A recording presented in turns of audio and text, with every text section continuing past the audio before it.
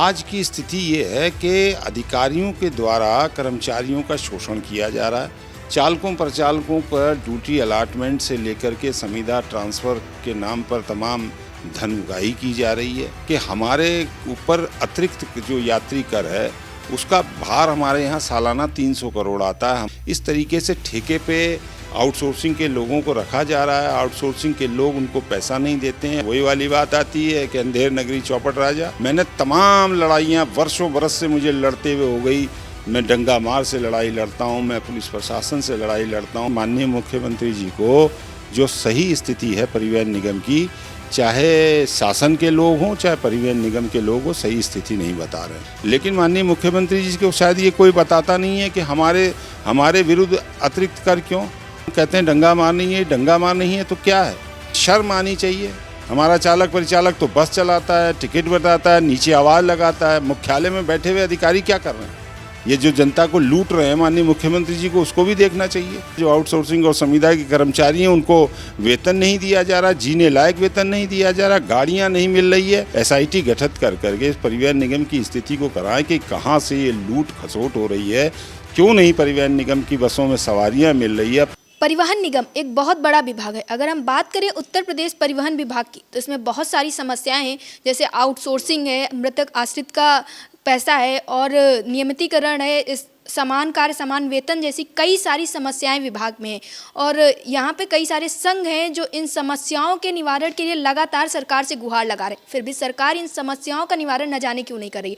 आज हमारे साथ बातचीत करने के लिए सेंट्रल रीजनल वर्कशॉप कर्मचारी संघ के महामंत्री जसवंत सिंह जी आज इनसे बातचीत करेंगे और परिवहन विभाग की समस्याओं के बारे में, कर्मचारियों की समस्याओं के बारे में और इन समस्याओं का हल कहाँ तक पहुँचा है, इन सब विषयों में बातचीत करनी। सर, हमारे चैनल पर सबसे पहले आपका बहुत बहुत स्वागत है। धन्यवाद। मैं आपसे जानना चाहूँगी कि उत्तर प्रदेश परिवहन विभाग के कर्मचारी किन किन समस्याओं से जूझ रहे हैं। हमारे यहाँ पर 12,000 परिवहन निगम और अनुबंधित बसों का बस बेड़ा है। अनुबंधित और जो नई सेवाएं लगाने के लिए परिवहन निगम तत्पर है। माननीय योगी जी, हमारे मुख्यमंत्री जी के द्वारा सहायता दी जा रही है, नई बसें भी खरीदी जा रही है। लेकिन समस्याओं का समाधान किसी भी संस्थान को चलाने के लिए उसके अंदर कर्मचारियों का, अधिकारियों का एक तालमेल होना चाहिए। आज की स्थिति ये है कि अधिकारियों के द्वारा कर्मचारियों का शोषण किया जा रहा है। हमारे यहाँ आउटसोर्सिंग और संविदा का देखा जाए तो लगभग 40,000 का कर्मचारी हैं हमारे, जो आउटसोर्सिंग और संविदा के रूप में, चालक प्रचालक के रूप में काम करते हैं। उनके जो वेतन है वो बहुत कम है। साथ ही साथ अब जैसे परेशानी है, चालक है, किलोमीटर के हिसाब से पैसा मिलता है। आज परिवहन निगम में मेरे अंदाज से 200 से ज़्यादा करोड़ की परचेजिंग सालाना होती है, लेकिन आज किसी भी कार्यशाला में चले जाइए, स्पेयर पार्ट्स नहीं है। चालकों प्रचालकों का ड्यूटी अलॉटमेंट से लेकर के संविदा ट्रांसफ़र के नाम पर तमाम धन उगाही की जा रही है।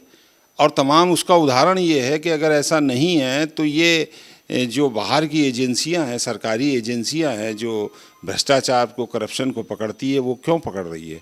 आज वो पकड़े जा रहे हैं। लेकिन हम आज की स्थिति में रेगुलर जैसे कर्मचारी हैं, उनके डीए का भुगतान हो रहा है तो उसका एरियर नहीं दिया जा रहा है।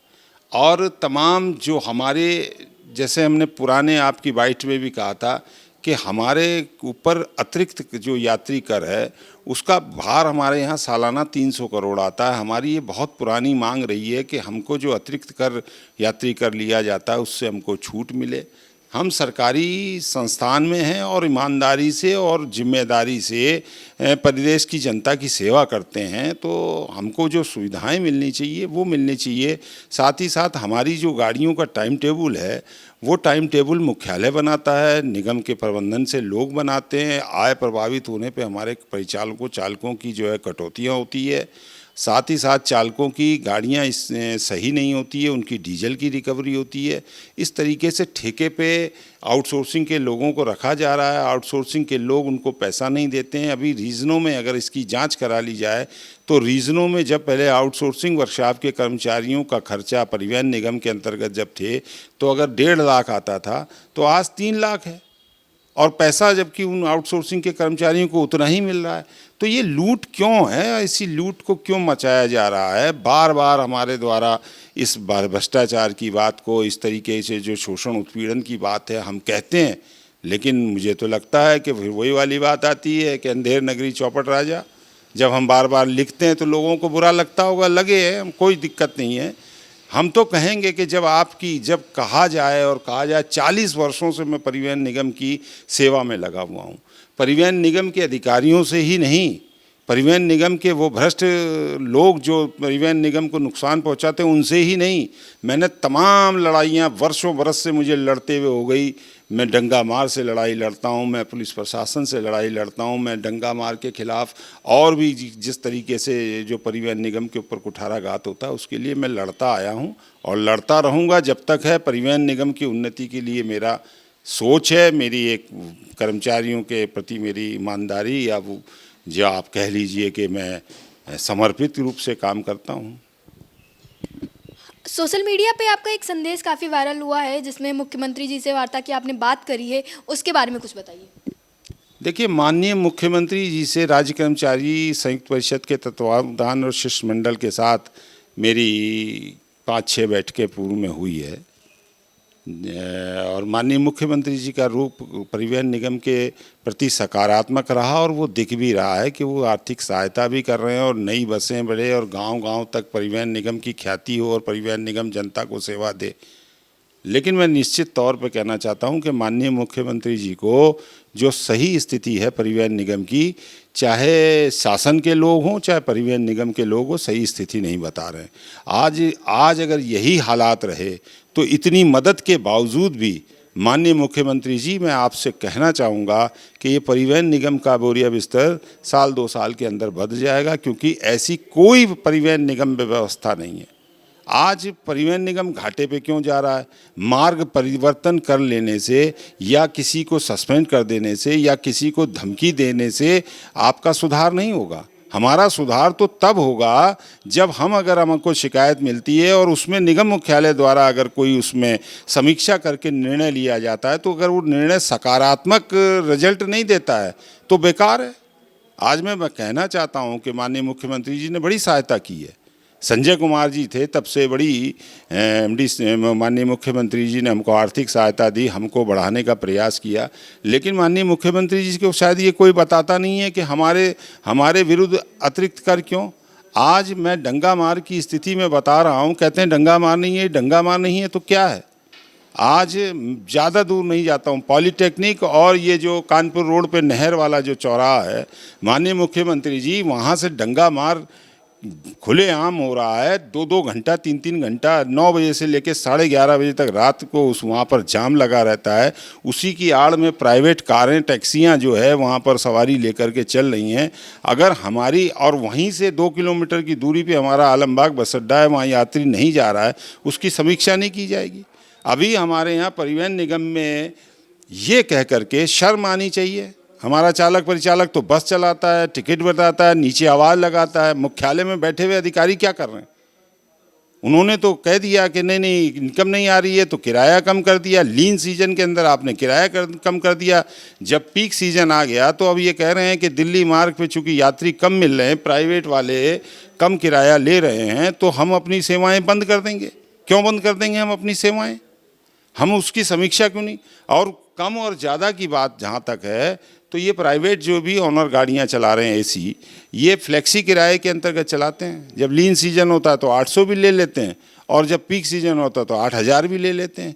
ये जो जनता को लूट रहे हैं माननीय मुख्यमंत्री जी को, उसको भी देखना चाहिए।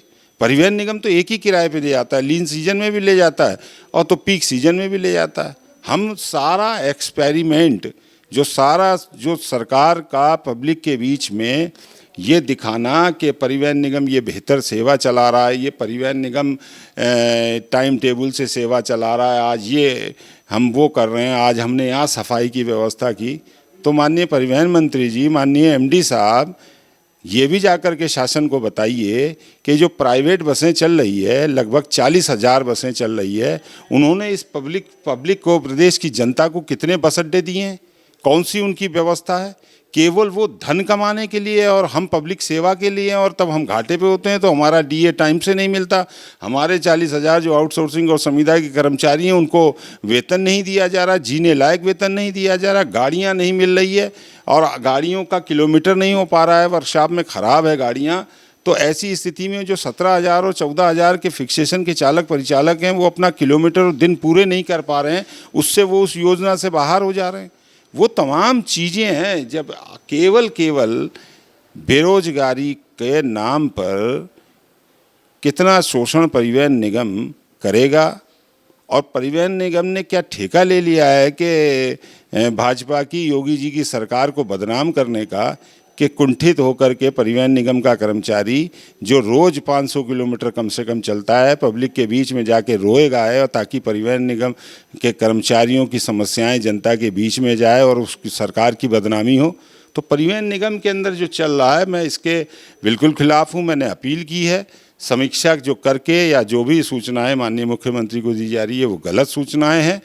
माननीय मुख्यमंत्री जी अगर समय देना चाहें 5 मिनट का, मैंने पहले भी निवेदन किया है, मैं समीक्षा इनकी जो एक्चुअल स्थिति है मैं बताना चाहता हूँ। नहीं तो कोई बात नहीं, मुख्यमंत्री जी के पास समय का अभाव हो सकता है, प्रदेश के बहुत बड़े प्रदेश के मुख्यमंत्री हैं, तो लेकिन इतना तो मैं अनुरोध कर ही रहा हूँ कि माननीय मुख्यमंत्री जी एक बहुत बड़ी जांच, एक SIT गठित करके इस परिवहन निगम की स्थिति को कराएं कि कहाँ से ये लूट खसोट हो रही है, क्यों नहीं परिवहन निगम की बसों में सवारियां मिल रही है। अब तो हमारे पास नई भी बसें हैं, हम टाइम से चलाते हैं, बेहतर यात्री देवो भवा का स्लोगन हम लेकर के चलते हैं। हमारे यहाँ यात्री जो है हमारा देवता के समान है, हम इस भाव से अपना काम करते हैं।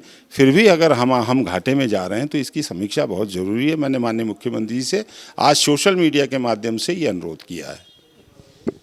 आप परिवहन निगम के कर्मचारियों को क्या संदेश देना चाहेंगे, क्योंकि बहुत सारी समस्याएं हैं जिससे कहीं ना कहीं कर्मचारी भी आहत हो जाते हैं, तो आप उनको क्या संदेश देना चाहेंगे? देखिए, अब संदेश मैं आपके चैनल से बिल्कुल ठीक ठाक सा देना चाहता हूँ, स्पष्ट देना चाहता हूँ। बहुत दिन से मन की बात को मैं बोल नहीं पा रहा था।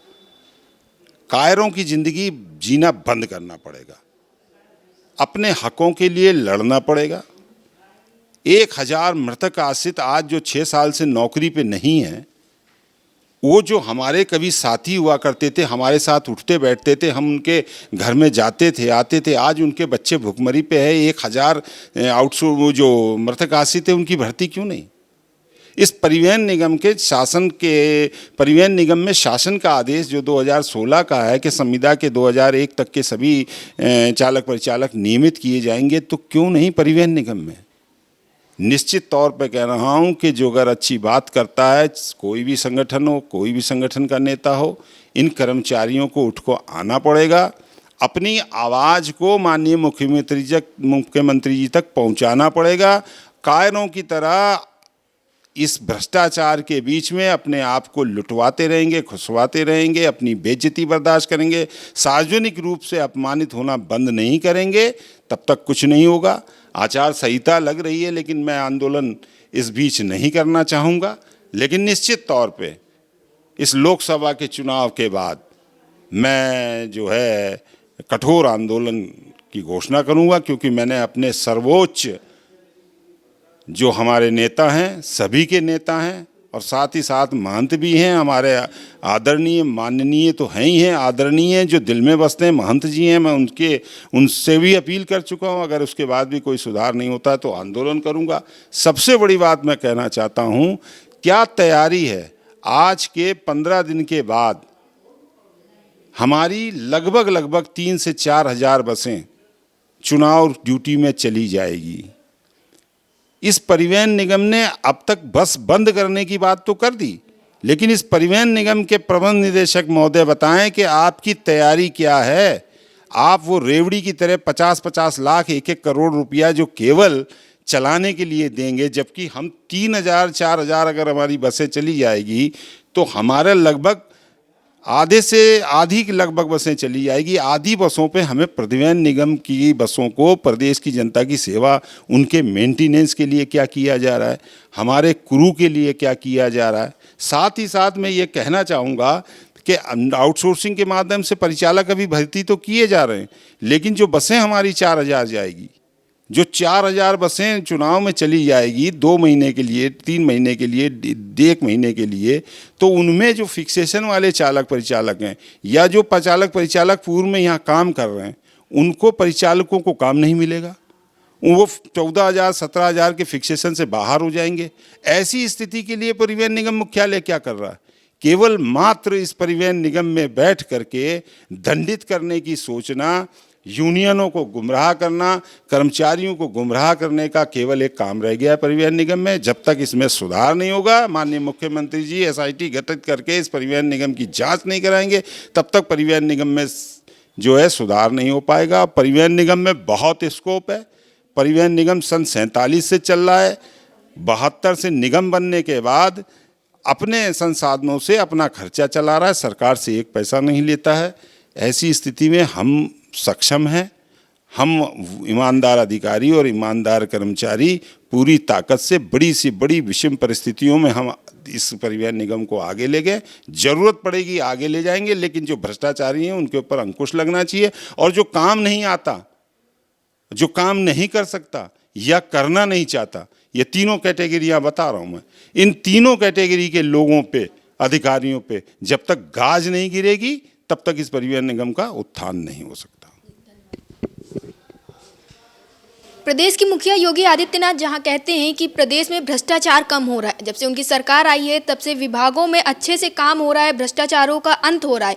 लेकिन अगर बात करें हम परिवहन निगम की, तो इसमें अभी भी बहुत ज़्यादा भ्रष्टाचार है। इसलिए सेंट्रल रीजनल वर्कशॉप कर्मचारी संघ के प्रदेश महामंत्री जसवंत सिंह जी ने अपील किया है योगी आदित्यनाथ से कि वो परिवहन निगम पे थोड़ा प्रकाश डालें और जो समस्याएं हो रही हैं उनका जल्द से जल्द हल निकालें। कैमरा पर्सन विवेक के साथ महमूद का, आप देख रहे हैं अटल TV।